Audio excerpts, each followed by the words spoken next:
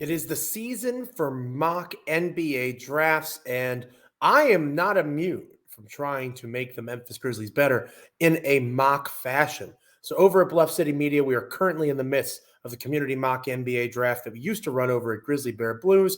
I have made a couple of shakeups on the Memphis Grizzlies that we're going to talk about here on this episode. But first, I do want to react to the Joe Morant news that I didn't get a chance to talk about last week. Let's go ahead and lock in on this Monday edition of Locked On Grizzlies.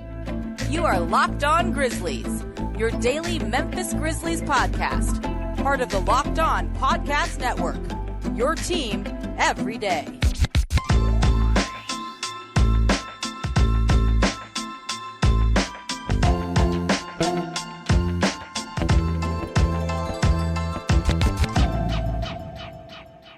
It is a Monday, and that could make things a little bit difficult at times, but at least you're with Joe Mullinax, one of your hosts on Locked On Grizzlies. I'll do my best to ease you into the work week a little bit better wherever you are catching Locked On Grizzlies, whether you get your podcast free as proud members of the Locked On Podcast Network, your team each and every day, free and available again, on any podcast platform, basically any, as well as on YouTube. Like, comment, rate, review, subscribe, all those fun things continue to make DeMichael and I, obviously I'm flying solo on this Monday edition of the show, but DeMichael Cole, my co-host of the Commercial Appeal, and myself are so glad that you join us whenever you join us for Locked On Grizzlies.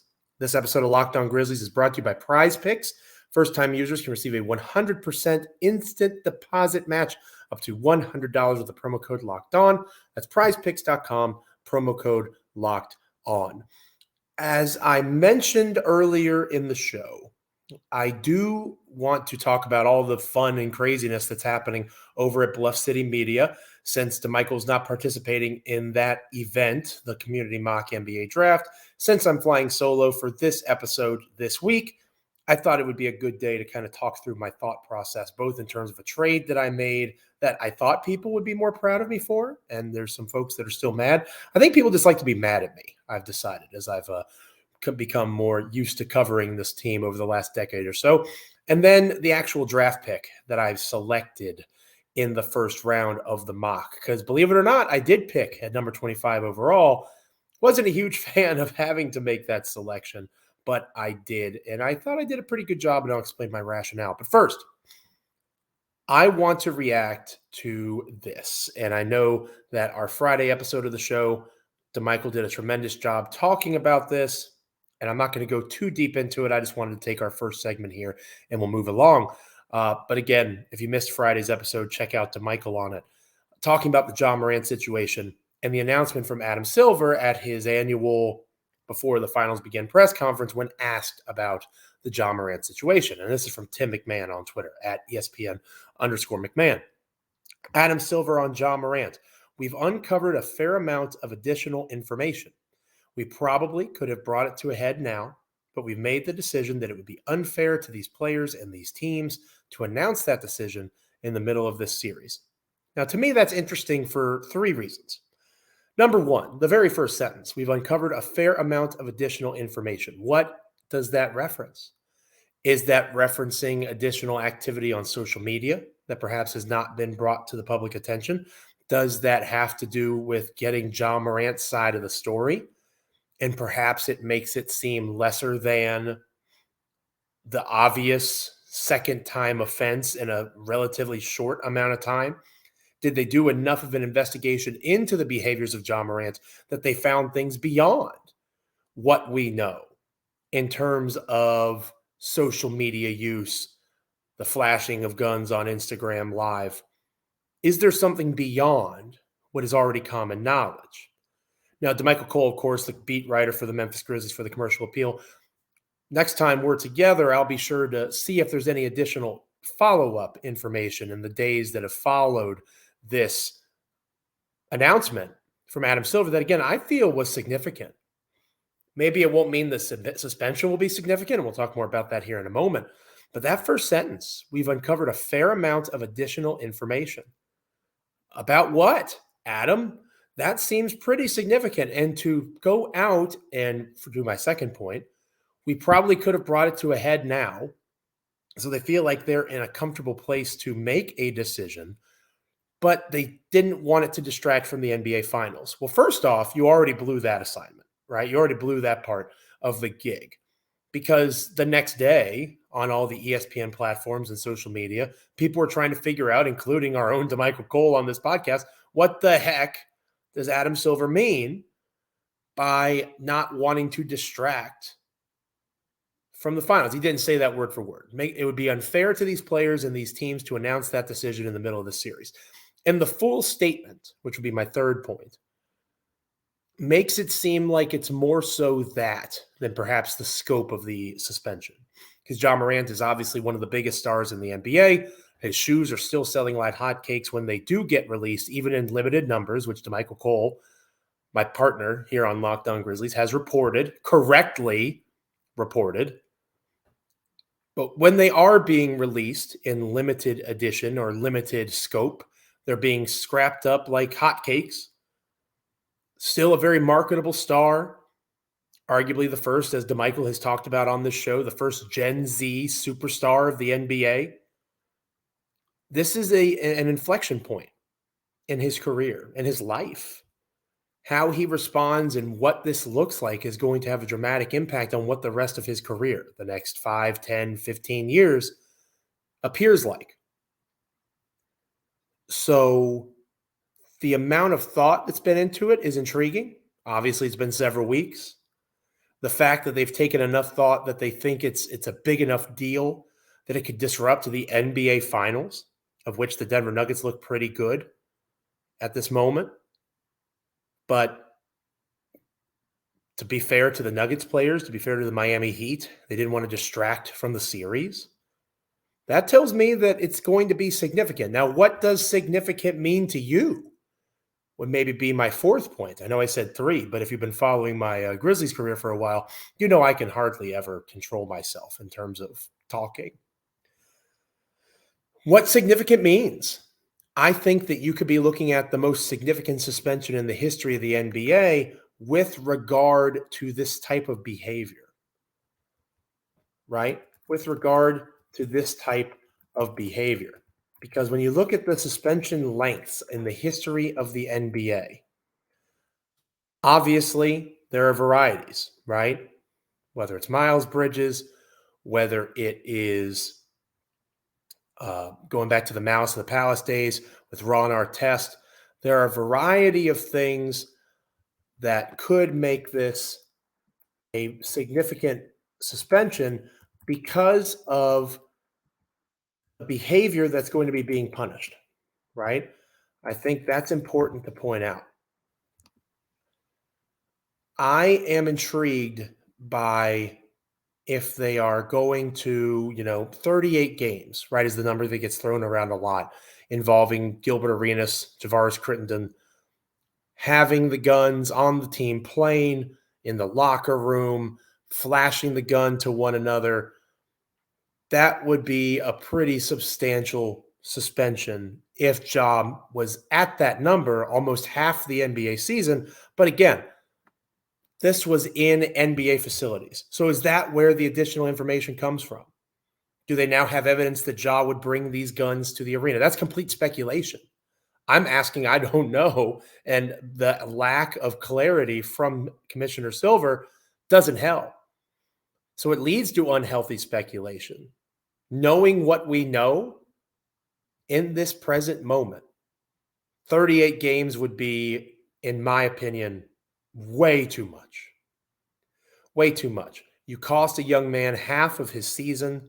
That's a substantial amount of money. I don't see how the union for these NBA players doesn't get involved if 38 is the number. And coming off of a brand new CBA extension being signed and agreed to and ratified, I don't know if that's the energy that the NBA wants to lead off with.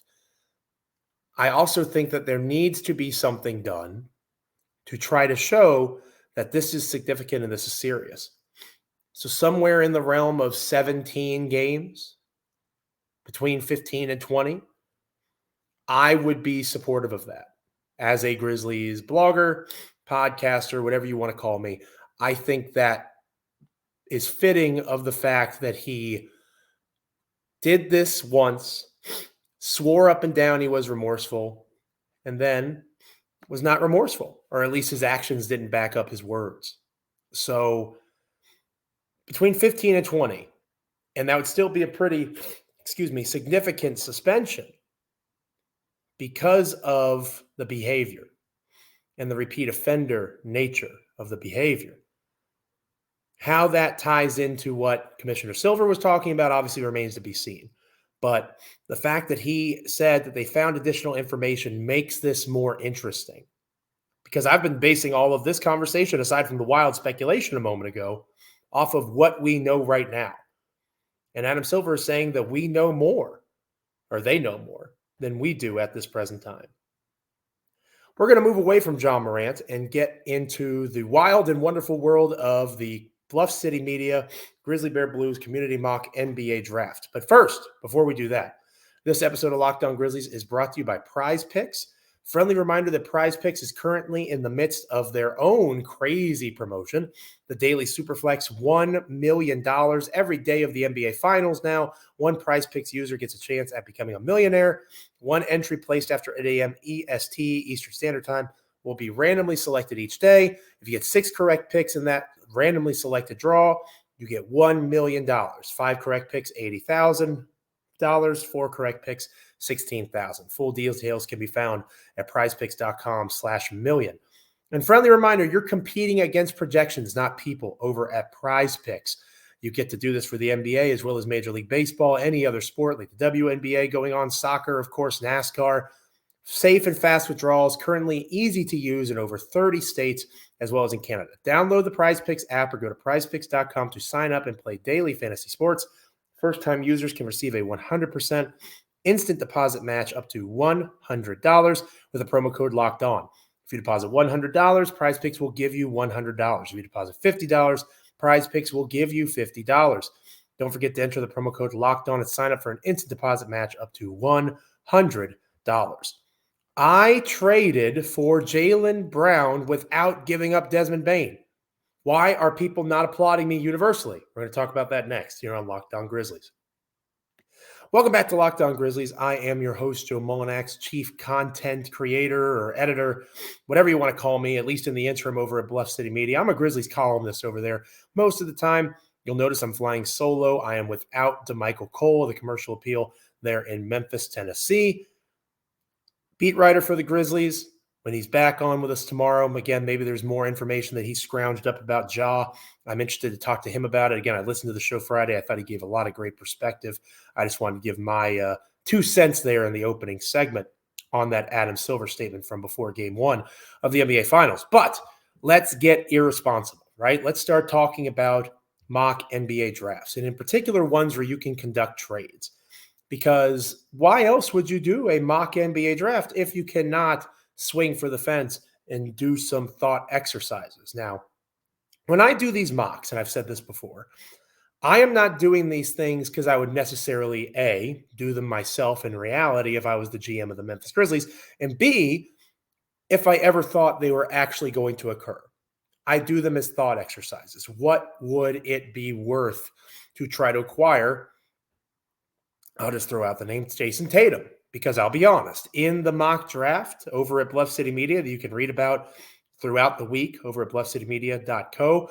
We also have a Twitter thread over on my Twitter account at Joe Mullinax for each day of the mock draft. You can see who got selected, what kind of trades were done, all those fun things. I tried to get Jason Tatum, and I almost got Jason Tatum from the Boston mock GM. He backed off at the last minute because he was worried that it was going to look a little too much far gone. Understandably so. I was going to send out Desmond Bane basically the entire next decade of draft as far up as I could go for the Memphis Grizzlies between pick swaps and unprotected firsts and whatever salary he wanted to match for Jason Tatum. Can you imagine John Morant, Jason Tatum, and Jaren Jackson Jr. as your big 3? Yes, please. Sounds like a championship core to me. We didn't get that done, but we did come to an agreement on Jaylen Brown, and he was fairly down, the mock GM for the Boston Celtics. And the way that the mock draft works, it's a lot of Bluff City Media folks, a lot of our podcasters, writers, content creators, And it's also, Twitter users, people that follow the blog, people that follow on Twitter, are active in our Discord channels. And they are also part of this Bluff City Media mock draft. And the person running the Boston Celtics felt that Boston was pretty down and out on Jaylen Brown, given how his postseason ended and given how much money Jaylen Brown could potentially be owed in his next contract. So the trade was as follows. I received the mock Grizzlies. I received Jaylen Brown, and I also received the number 35 pick in the draft, and I'll talk more later about how I used that pick, probably on another episode of Locked On Grizzlies. And in return, in exchange, I send to Boston Tyus Jones, Luke Kennard, Zaire Williams, picks number 45 and number 56. So I essentially traded those two to move up to 35. And 3 future first-round picks. Now, I'll be honest, I didn't go into super detail about which ones those are because this is a one-year mock draft, right? We're not going to keep track of this going into the 2024 GBB Community Mock NBA Draft, assuming such a thing even exists a year from now, assuming the world still exists a year from now. Am I right? So anyway, I go with this trade, and I don't think he's going to accept it because I think that's a pretty low-ball offer, to be honest with you. Like Tyus Jones, we can say he's a starting point guard, but for the Memphis Grizzlies, he's a reserve, right? Luke Kennard is a reserve. He's not a starter. He's a reserve. The Clippers just traded him for Danny Green and a couple of second-round picks. And then whatever salary you want to match beyond that, Zaire Williams was the pick here, a young, talented player, but that regressed in his sophomore campaign to compare to his rookie one. To send those 3 items out plus 3 first-round picks and to get Jaylen Brown back is a massive win, isn't it? Wrong answer. A lot of people thought I did a good job, but a lot of people on Twitter thought that I was crazy. A lot of recency bias against Jaylen Brown, who, if he arrived in Memphis, would be the second best player on the team. Okay? Jaylen Brown was a second-team All-NBA selection literally just a few weeks ago for this past season that got completed. So if you want to say that Ja Morant is better than Jaylen Brown, I think you're right. I agree with that sentiment. Don't say he's better than Desmond Bane because he's not. Or excuse me, don't say that Desmond Bane is better than him because he's not. And don't say that Jaren Jackson Jr. is better than him because he's not. Jaylen Brown would be the second best player on the team. Desmond Bane probably becomes your 4th best player. And what a title core that is, right? That's not meant as disrespect or slight to Bane. Holy crap, Desmond Bane's your 4th best dude? A guy that can score 20 a night on a really good basketball team? Okay. Let's go win a championship.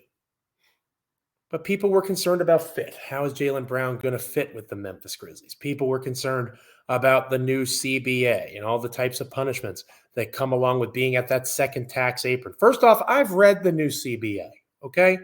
I get paid to do these things. I get paid to cover the Memphis Grizzlies by the Locked On Podcast Network, by Bluff City Media. I have 2 paid jobs covering these Grizzlies. You think I didn't read the new CBA? I'm aware of all the punishments. I just don't care. Robert Parrish says that he wants to pay the tax for a quality title contender. Here's your shot, big guy. Here's your shot. A chance to do it in this trade. You have a championship core of 4 guys that you can build around, and you're going to have to pay the luxury tax. And yeah, Zach Kleiman, executive of the year, you're going to have to get creative. It just got harder to sign guys. It just got harder to bring in veteran minimum players. It just got harder to use the mid-level exception. How are you going to respond? Are you going to acquire second-round picks? How are you going to do that? How are you going to fit and mix and mingle with the best core of 4 players in the National Basketball Association? That's questions that me, as the mock GM of the Grizzlies, with my wonderful co-GM, Zach Kleiman, we'd have to figure out. But you go and acquire talent. You go and bring in the talent. And regarding fit, Jaylen Brown is an eater of worlds. He is what Dillon Brooks thinks he is. Dillon Brooks thinks that he's Jaylen Brown. Jaylen Brown can do a lot of the things, especially on offense, that Dillon Brooks thinks he can do. Dillon cannot actually do them. Jaylen Brown actually can. Is Jaylen the answer defensively? Maybe not. You might have to bring in an additional replacement in that way. Maybe the mid-level exception's committed to that, or a second-round pick is committed to that. And again, we'll talk more about that on a future episode of Locked On Grizzlies from my mock GM perspective. But again, the trade was, I thought I did good. The trade was Jaylen Brown and number 35 coming to Memphis in exchange for Tyus Jones, Luke Kennard, Zaire Williams, 2 second-round picks, and 3 future firsts. People were mad at me. I don't see it. Maybe in the comments you can tell me if I'm a genius or not. I felt pretty smart. And again, I understand the new CBA. It makes it more difficult. I understand that there's going to be money questions. I get it. Robert Pera is in the top 12 or so richest sports owners on the planet. Here's your chance, Bob. Pay some mock bucks, right? I'm going to explain my first round pick, who I went with at number 25 overall, because Boston didn't want that in the mock draft proceedings. So I did make a selection at number 25. We're going to talk about that next here on Locked On Grizzlies. Don't go anywhere. Welcome to Locked On Grizzlies, final part of the show here. I am your host, Joe Mullinax, flying solo, as you'll notice. No DeMichael Cole this time around. He'll be back with me tomorrow. I do miss DeMichael so when he is not here on Locked On Grizzlies, but he's a busy guy. He'll be back tomorrow. I talked about Joe Morant at the beginning of the show. My thoughts, since I wasn't on the end of the week episode with DeMichael, to talk about Adam Silver's comments on the upcoming announcement of a Joe Morant decision regarding what's going on with him. And I also talked about getting Jaylen Brown without trading away one of the big three, thinking I'm a genius, people still being mad at me.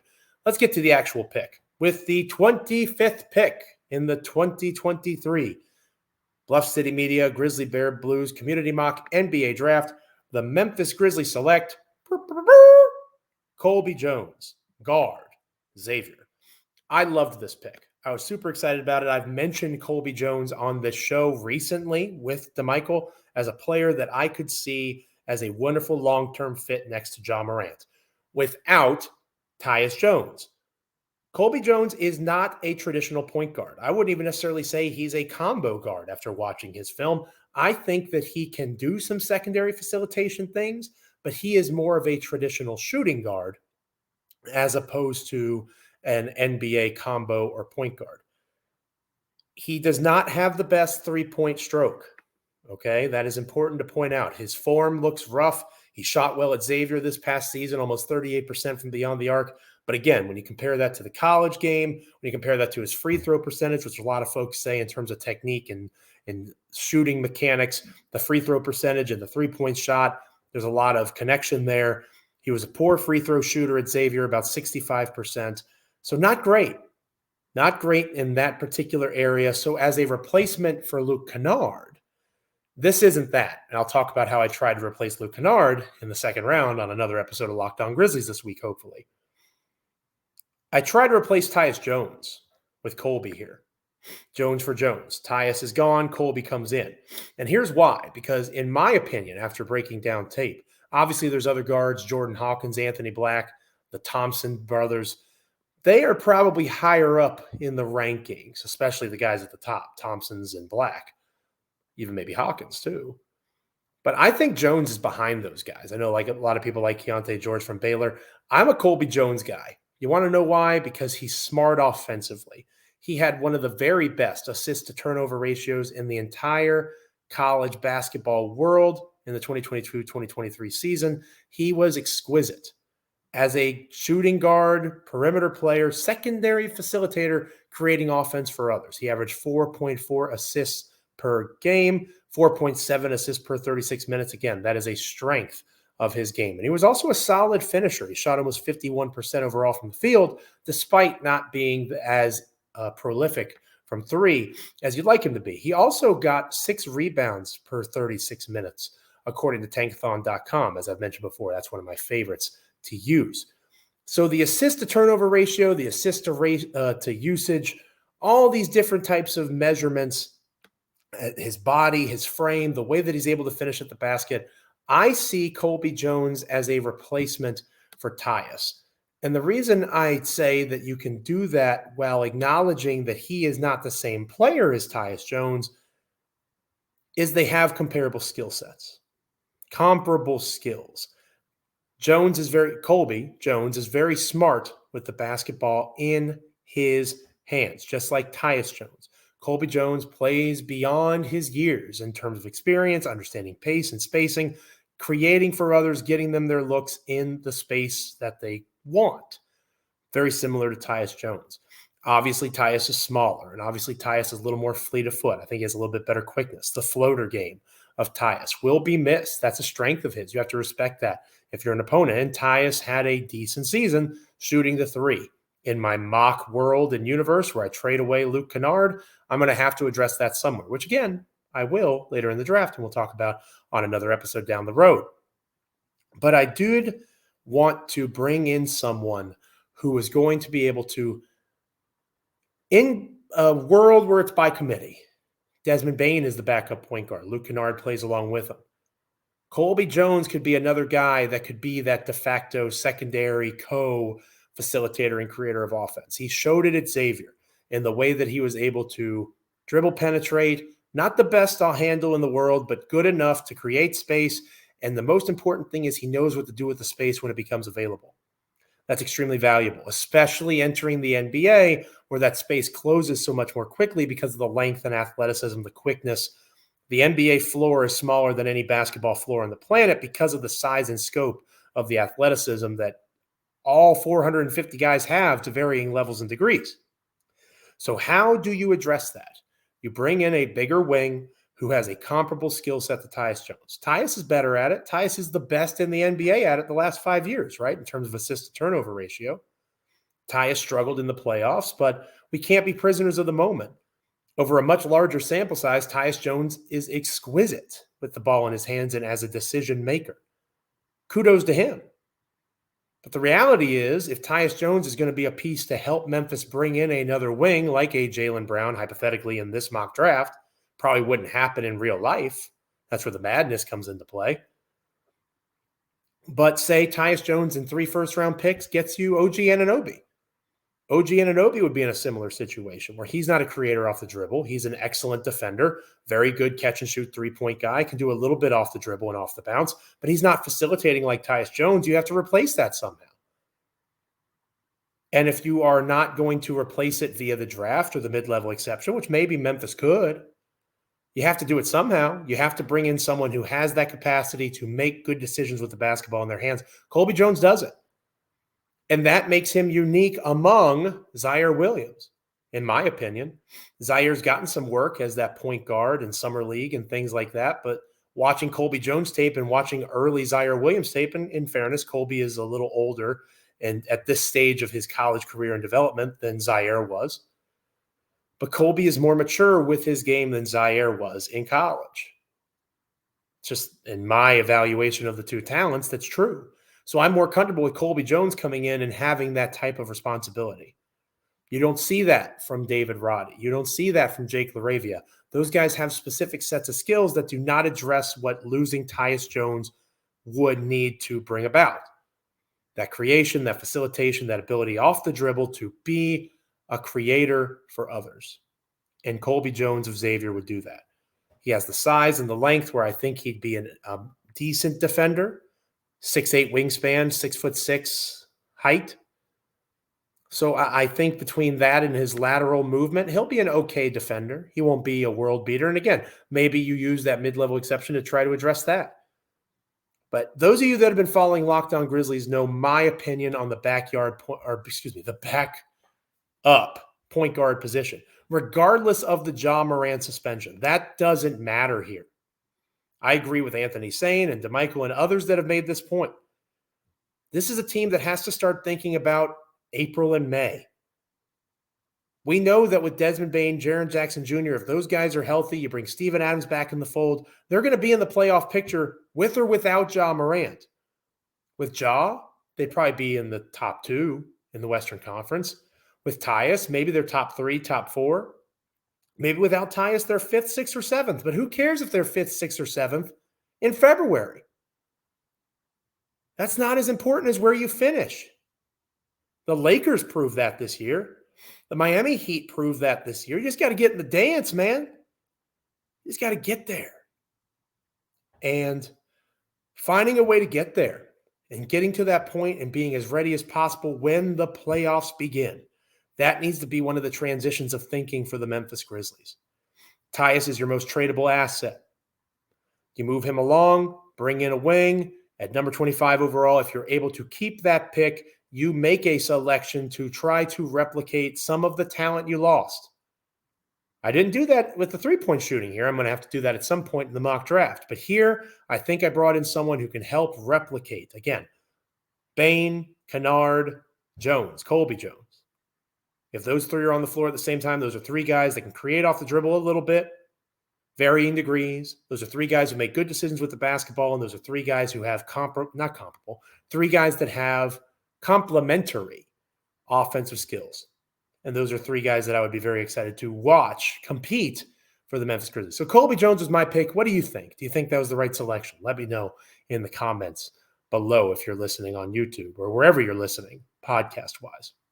Thank you so much for listening and watching. However you're taking in Locked On Grizzlies, I appreciate it so very much. So does DeMichael.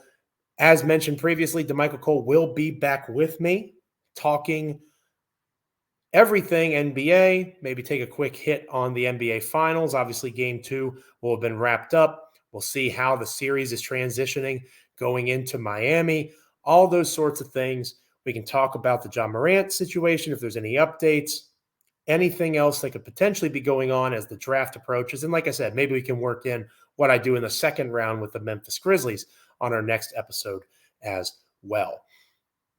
Make sure you're checking out Locked On NBA and all the other great podcasts that are parts of the Locked On Podcast Network, your team each and every day, free and available wherever you get your podcasts. We're also available on YouTube. Like, comment, rate, review, subscribe, all those fun things. Thank you so much for starting your week with me. I hope you have a wonderful rest of your day, and I'll check you out next time. Until then, this is Joe Mullinax. Stay locked in, Grizzlies fans. This is Locked On Grizzlies.